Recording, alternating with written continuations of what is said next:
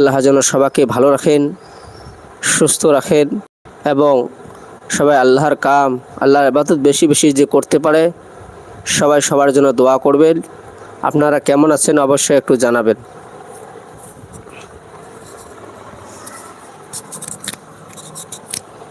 ইয়া রাসূলুল্লাহ, ইয়া হাবিবাল্লাহ, জন্ম আমার নবীর যুগে হলে কেমন হতো, জন্ম আমার নবীর যুগে হলে কেমন হতো। দুনয়নে রসূল পাক দেখিলে কেমন হতো, দুনয়নে রসূল পাক দেখিলে কেমন হতো,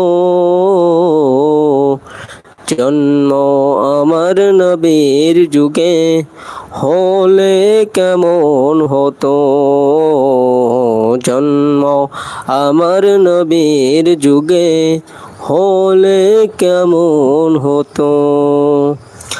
আসতো ভেসে হযরতে বিলালের মধুর আযান,